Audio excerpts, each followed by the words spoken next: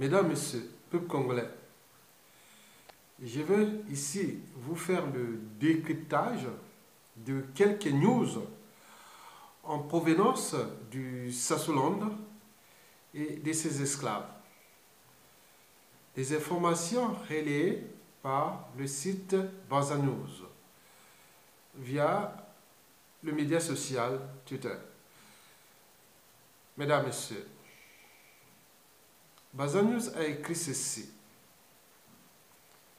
Dites-moi, atteinte à la sûreté de l'État, détention illégale des armes de guerre, est-il devenu le nouveau hymne national en lieu et place de la congolaise? Mais oui, certainement. Et pourquoi? Parce que les Congolais, tant au niveau civil, politique et militaire, ont renoncé à leurs droits et devoirs de l'humanité. Cela veut dire qu'ils sont devenus des esclaves de Sassou et d'Nguesso. Vous savez qu'un être humain qui renonce à ses droits et devoirs devient esclave, parce qu'un esclave n'a pas de droits. N'a pas de droits. Nous pourrons s'attendre bientôt à des slogans de type atteinte à la sûreté de l'État Sassou Nguesso ou du Sassoland, détention illégale des armes de guerre contre le Sassoland.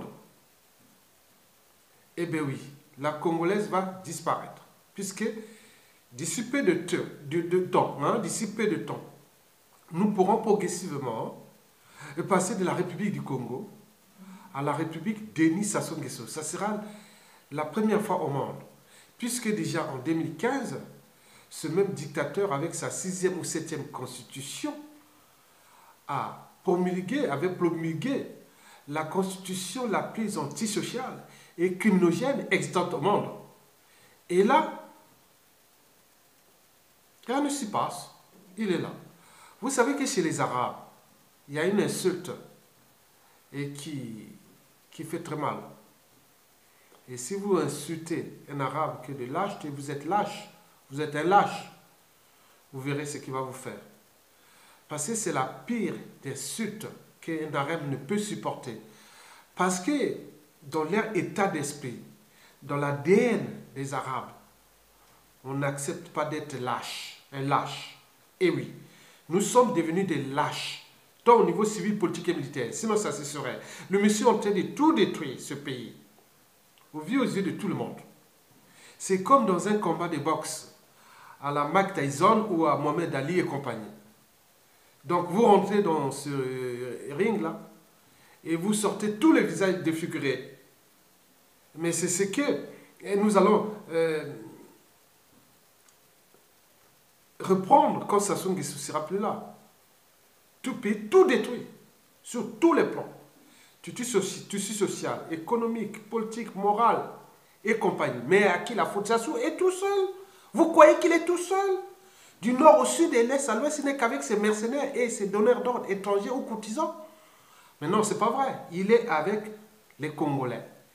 Donc, quelque part, nous sommes individuellement et collectivement responsables de ce genre de traitement, atteinte à la sûreté de l'État. Tous les prisonniers politiques, c'est le même discours. Bon, bien sûr que j'ai confiance parce que on dit toujours qu'un père qui bat ses enfants bat sa femme devant ses enfants. Oui, un père qui bat sa femme devant ses enfants apprend la violence à ces derniers. Tôt ou tard, ces enfants deviendront des adultes. Tiens, ça recommence. Sur d'autres victimes. Il me semble que c'est un effet d'entraînement. Donc il est en train de tenir eux-mêmes qui deviennent eux-mêmes des victimes avec ces genres d'atteinte. Parce que l'Africain apprend très vite le mal au lieu de faire du bien. Et demain, nous pourrons attendre ces genres de slogans.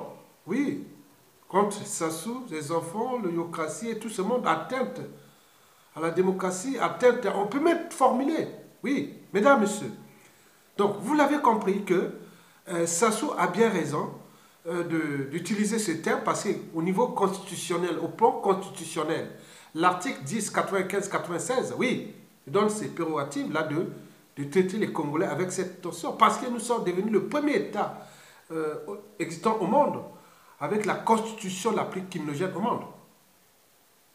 Donc, même pendant l'Union soviétique, l'Union des républiques socialistes et soviétiques, au temps du stalinisme, du marxisme-léninisme, même au temps de Ceausescu, ou même de la RDR, de la Stasi, même au temps du régime des Khmers rouges, de Pol Pot au Cambodge, même le régime aujourd'hui de la Corée du Nord. On n'a pas une constitution comme ça. C'est la nôtre, mais qui l'accompagne. C'est tous les acteurs politiques qui, en 2015, on l'a accompagné, ils sont toujours là, en liberté surveillée. Et c'est eux qui sont en train d'accompagner les dictateurs. Oui, un homme politique ne peut pas se comporter de cette manière. On est dans la lâcheté totale et accompagné avec aussi la lâcheté civile et militaire. Mesdames, Messieurs, la deuxième information, venant toujours du Sassoland, relayée par Brazza-News, j'ai cru entendre qu'une cinquantaine de membres du Conseil national de l'UPADS. L'UPADS, c'est l'ancien parti du professeur Pascal Lissouba, ancien président de la République de 1992 à 1997, qui fut éjecté par Sassou Nguesso par un coup d'État, Force Afrique, en 1997, et qui est toujours d'actualité, parce que ce coup d'État n'est pas encore terminé, il continue toujours. Donc, une cinquantaine de membres du Conseil national de l'UPADS sont signataires de ce courrier adressé à Pascal Tchati Mabiala. Oui, ils ont ces membres, une cinquantaine de membres du Conseil soi-disant national, majoritairement venant de la région de Gonyari. Ce parti est redevenu un parti, ce qu'on appelle le parti ethnocentrique. 100% ethnocentrique. Bon, extension, on peut dire sudiste, mais c'est un parti, aujourd'hui, c'est ce qui conteste aujourd'hui la résistance par rapport à... Excusez-moi, parce que j'ai...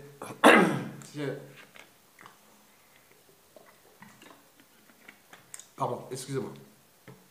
Donc, ce parti-là, qui aujourd'hui, c'est un parti, ça, c'est la représentation...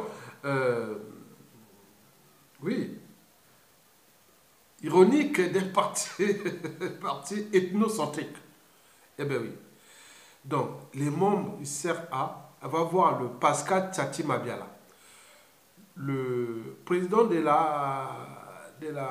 chef de l'opposition, soi-disant, oui, nommé par le dictateur. Donc, l'opposition congolaise aujourd'hui est nommée par le dictateur Denis Sassou Nguesso. Donc, Tchati Mabiala, qui est le président de ce parti, de l'ancien président de la République, et qui devient le chef de l'opposition, nommé par le dictateur. Et les gens vont se plier derrière lui. On a tout vu au Congo. Un parti devenu presque ethnocentrique. Le président de ce parti est nommé par le dictateur comme chef de l'opposition. Il reçoit du pécule pour ça. Chef de l'opposition, comme un fonctionnaire de l'opposition, voilà, c'est ça.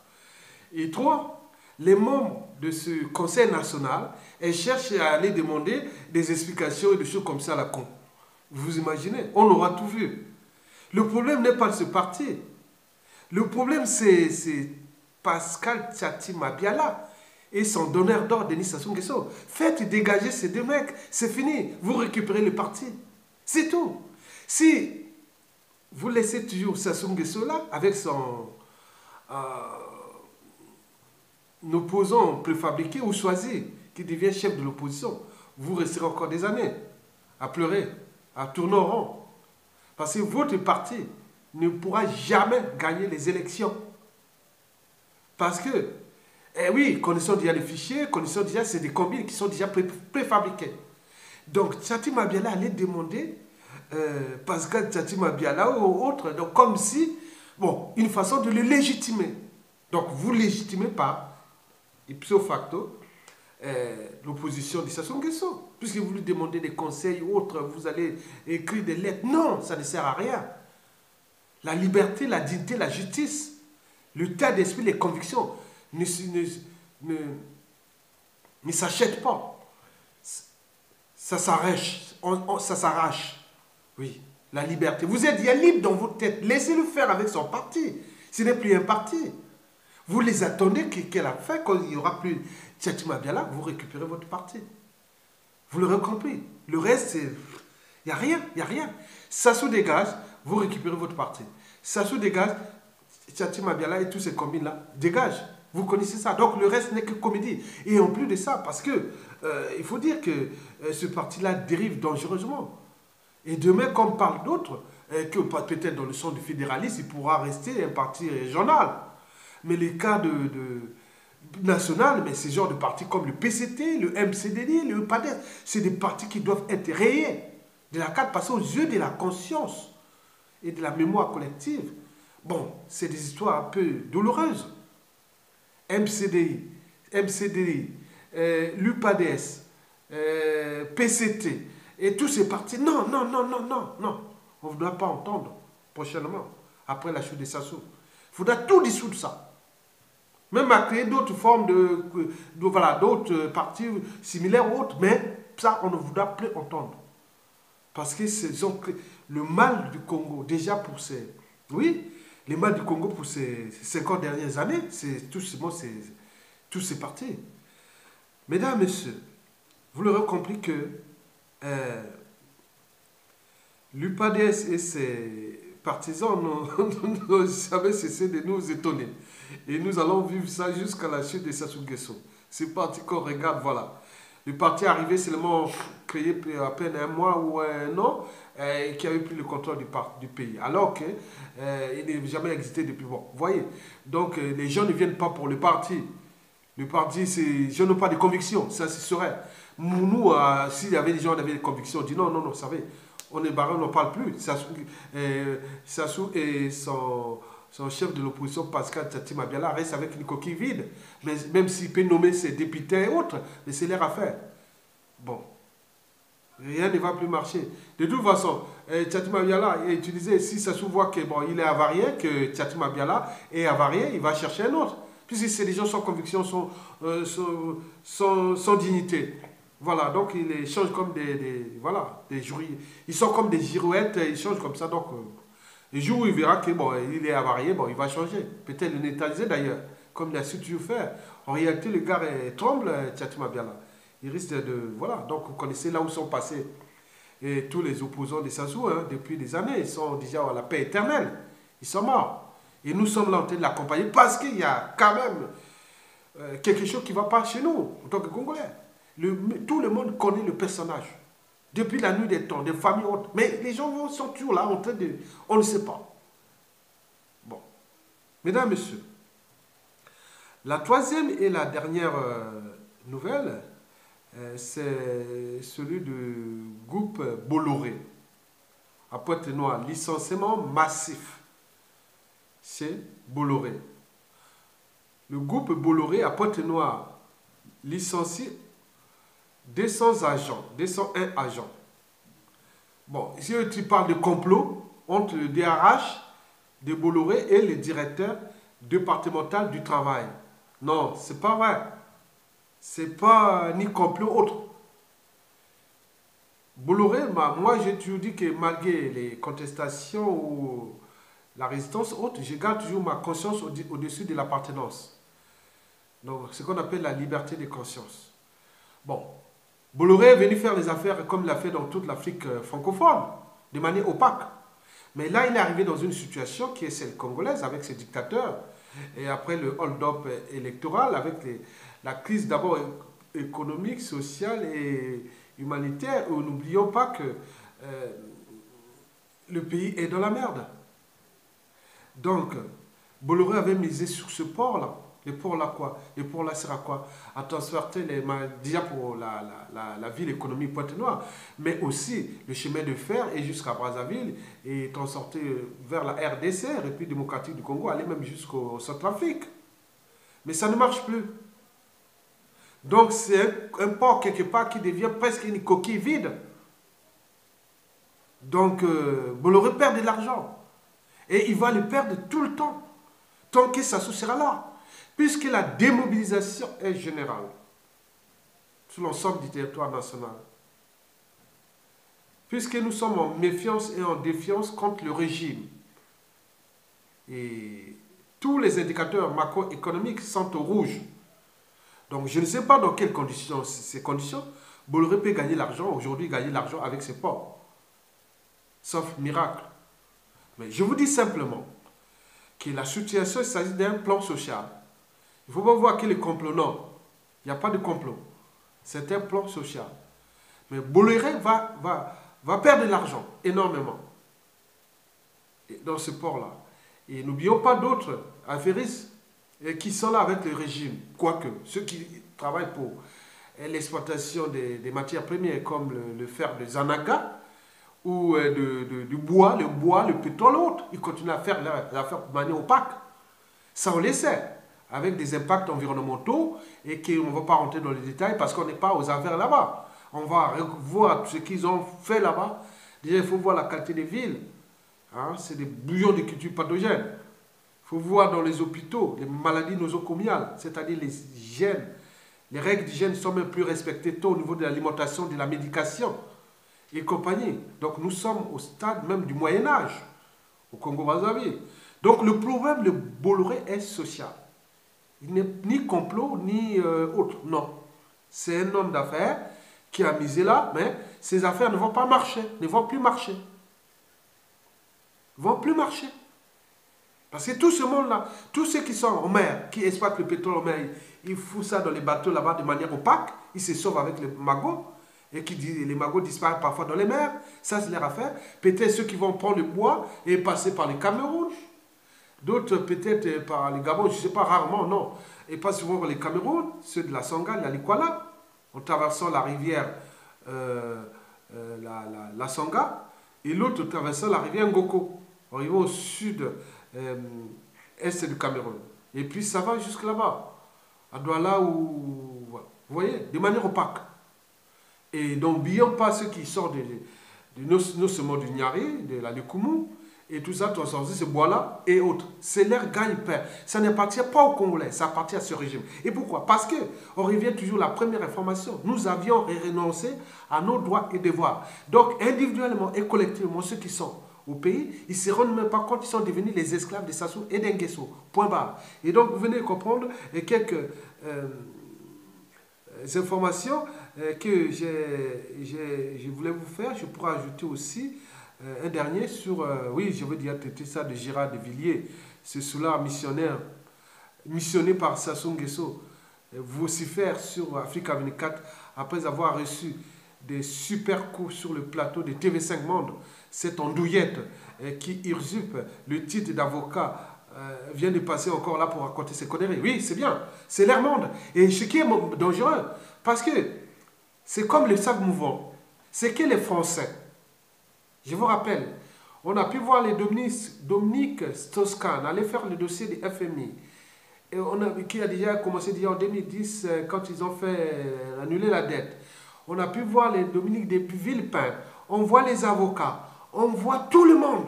Des juristes, des miss, des top modèles, des ex-premiers ministres, des ex-présidents. Et tout le monde là-bas au mangeoire de Sassou Nguesso. Et ce qui, aux yeux de la conscience congolaise, c'est pas bien. C'est comme un sable mouvant. Plus les Français font ça, plus ça agite. C'est les raisons pour lesquelles, oui, les raisons pour lesquelles j'ai dit que le bateau France-Afrique tangue au Congo. Il tangue, il risque de se chavirer à tout instant et durablement. Pourquoi? Parce que c'est ce même comportement, cette visibilité de cette arrogance française au Congo. En soutenant toujours ces messieurs, comme si le pays n'est plus sous contrôle de son peuple. Il est sous contrôle de Sassou Nguesso et de ces Français et qui viennent faire ce qu'ils veulent dans ce pays. Et jusqu'à combien de temps encore? Donc cet avocat, quand on voit, oui, même un étudiant de première année de droit peut respecter les droits. Oui, bien sûr que le droit sans conscience n'est pas le droit. Parce que les animaux n'appliquent pas le droit. Parce qu'ils n'ont pas de conscience. Donc, si ce monsieur a une conscience, il devait bien sûr penser comme l'a fait déjà, l'a déjà dévancé cette super chérie, ce dossier vide, maître, l'avocat pénaliste français, maître Dupond-Moretti. Ça, c'est au moins quelqu'un qui a une conscience. Et là, je vous dis, malgré tout ce qui s'est passé, je dis bravo. Il a compris que ces enjeux sont des enjeux majeurs, les enjeux d'un peuple. Et demain, ça sous contrôle tout ce pays-là en ce moment, tous ces moyens-là. Il va à tout instant revenir au maire des Congolais. Et vous imaginez les impacts que les gens pourront régler ce problème que j'ai déjà dit à l'échelle d'abord individuelle. Et de tous ces gens-là qui sont venus abusément s'enrichir, capter de manière abusive les comptes du Congo et tout ça, compte public et les ressources autres. Donc, vous imaginez. Donc, toute chose a un début et une fin. Je vous dis que nous sommes au cœur de la France-Afrique. Elle pourra se transformer. Et je dis d'ailleurs que la France doit prendre ses responsabilités maintenant. Parce qu'il faut voir historiquement comment arriver les relations entre les États. Nous sommes partis de l'esclavage, colonisation, aujourd'hui le néocolonialisme. La France, à un moment dans nos années, était la première puissance, et passé deuxième après l'autre. Le monde bouleverse. Donc retenez bien ça. C'est truc historique. Donc, les messieurs comme ça, chaque fois, il y a des gens qui ont la boule. Quand tu vois ce monsieur Gérard de Villiers et d'autres qui sont là, tous les jours, ils vont là-bas. Même des Noirs. Au lieu de défendre les trucs de racisme, mais ce qui possible, ils peuvent encore aller alimenter, nourrir la matière qui alimente le racisme ici en Occident. C'est tout simplement ces dictateurs. C'est une partie de la matière qui alimente le racisme ici en Occident. Et le mouvement d'extrême droite. Arrêtez.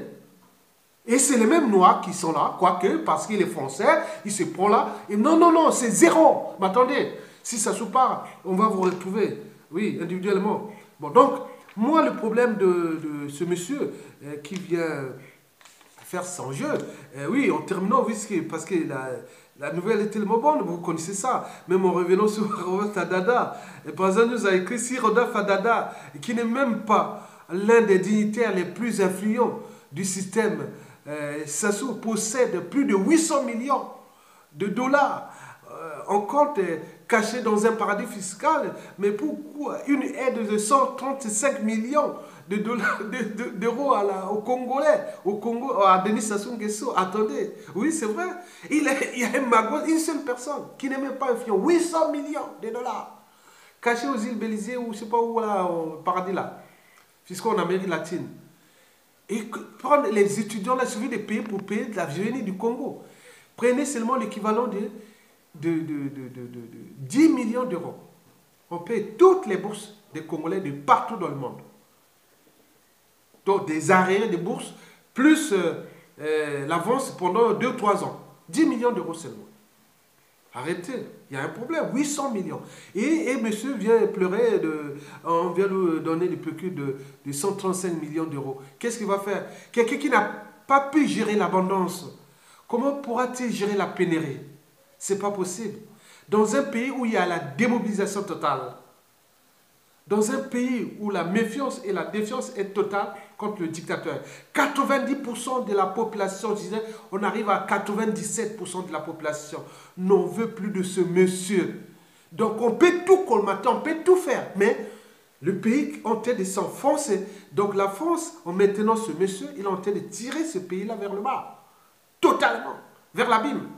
Et quel pays on va récupérer? Mais comme il y a les principes de souveraineté des États et autres, mais les gens qui vont les récupérer.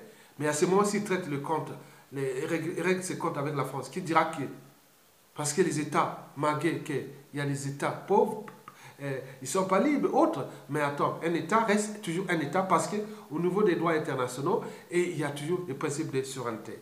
Et Sassou utilise avec tous ces moyens-là pour détruire ce pays. Mais pour combien de temps encore? Parce que c'est ça, le problème c'est ça. Le problème qui va arriver, nous pourrons arriver dans une situation difficile avec la France. Parce que, bon, au lieu de comprendre que comme la vie à bicyclette, pourquoi continuer à envoyer tous ces gens? En ce moment, c'est un labyrinthe. Au moment où nous sommes là, il y a des gens qui se squattent devant les aéroports internationaux de France ou même d'Europe pour aller à Brazzaville, majoritairement des Français, pour aller prendre du pécule. Donc, ça oui. Et ces gens prennent l'argent là-bas, ils viennent tous investir ici. Et donc, ça devient vraiment, on n'a jamais vu ça. Donc, le pays, tout le monde se va. Donc, vous venez de voir quand même quelques nouvelles de Swaziland.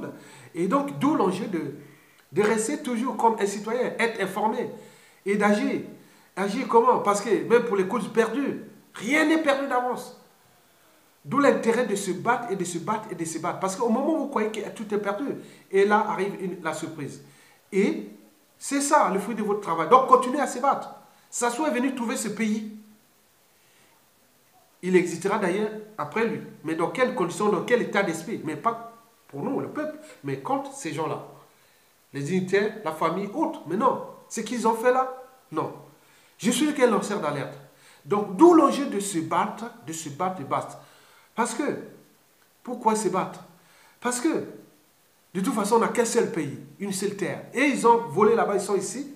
Mais chaque fois qu'il y a les problèmes d'Afrique, ils regardent là comme ça. Parce qu'on leur rappelle, vous venez d'où? Ah oui, je viens d'Afrique. Quel pays? Ah oui, oui, chaque fois. Parfois, ils mangent sur leur pays. Parce qu'ils ont l'air conscients, savent qu'ils ont détruit leur pays. Et c'est la honte. Donc, moi, malgré le Katom, l'abîme de ce pays, je dis toujours que je suis congolais. Parce que c'est une époque, c'est un temps. Ça soit venu trouver ce pays, le pays existera après lui. Nous allons le récupérer, ce pays. D'où l'enjeu de se battre. Et on cherche tous les moyens pour mettre hors d'état de nuire ce monsieur. Et qui, avec tous ces moyens qui s'est accaparé de l'État financier, des armes, des munitions, des lobbying, des renseignements et tout ça, contre tout un peuple. Mais ces moyens, une fois récupérés, ils vont revenir comme un boomerang contre eux-mêmes. Puisque la volonté, l'intelligence des stratèges sont là, parmi nous. Donc, ils jouent leur propre tombe et qui continuent à jouer leur jusqu'à quand, on ne sait pas. Mais rien n'est éternel. Donc, ce fut qu'un cahier de correspondance entre un individu congolais qui se bat pour la liberté, la justice et compagnie, pour son pays. Parce que nous n'avons que ce pays. Donc, prenez conscience de ça et vive la liberté, vive la dignité et vive le Congo. Nous allons récupérer ce pays-là, à un moment ou l'autre. Donc, d'où l'enjeu de se battre, se battre, se battre. Structurons-nous, parce que nous sommes en présence des professionnels de la confiscation. Nous sommes en présence des professionnels du capital d'essai. Ils sont riches en capital d'essai. Ils cherchent qu'à tuer, assassiner. Voler, assassiner, voler, assassiner. Piller ce pays. C'est une lignée des mauvais qui ont été placés là. Bamageno, oui, le rêve de Lissouba, c'est ça. Avoir à protéger Sassou Nguesso. Et voilà, même s'il n'a pas des outils, mais on voit comment il a résolu les autres. Parce que nous avons une culture de la naïveté. On est des naïfs.